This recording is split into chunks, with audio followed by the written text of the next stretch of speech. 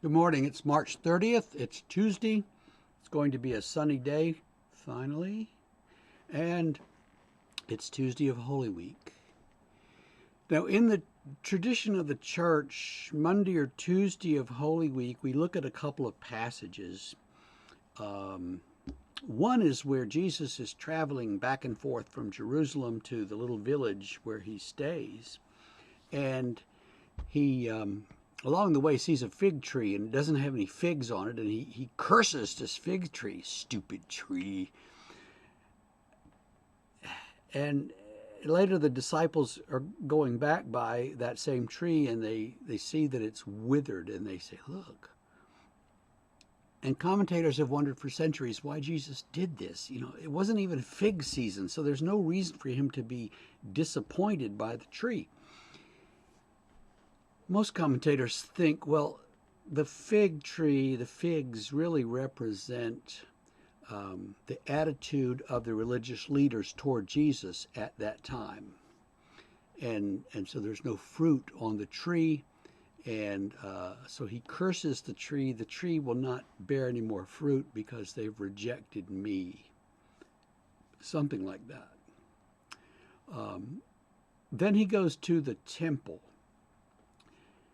And we're familiar with the meme. He makes a whip and he drives out the bankers, whipping them as they run for their lives. Actually, though, the temple marketplace had become quite a marketplace. They had various people issued money in those days, and the temple was one of them. So you had to pay the temple tax, a fee annually. And when you got there, you had to exchange whatever sort of money you had into the temple money.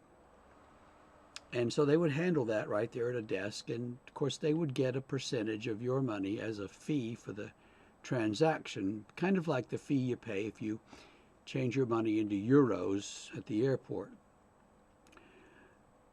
Then you had your animal for the sacrifice, and well, they would inspect it, and that was in the law that your animal had to be without blemish. And so they would inspect your animal, and sometimes they would find something wrong with your animal. Whether it was really wrong or not doesn't matter. They would find something objectionable, and they'd say, oh, this animal, you can't bring this one for sacrifice. But we have one over here at this desk. If you'll step over there, they'll sell you one. So you'd go over there and they would sell you an acceptable animal. And of course, then somebody would say, well, we'll take yours off your hands for you. And I think they'd probably sell that one to the next guy. So it was quite an industry that went along, and you expected to pay fees along the way. And so, all of this was very routine. And so imagine the temple, which couldn't have been that big of a space in that courtyard, and it's filled with, cattle and sheep and mooing and lowing and bleating, and birds are doing, the chickens, they're doing whatever they do, and they're making noise, and it's just not very worshipful. It's like being in a crowded barn and trying to worship God.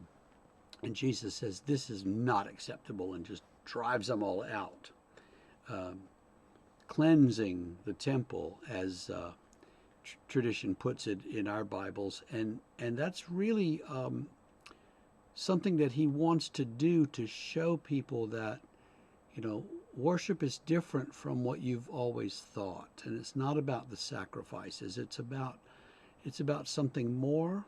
It's about God. And so he does all these things.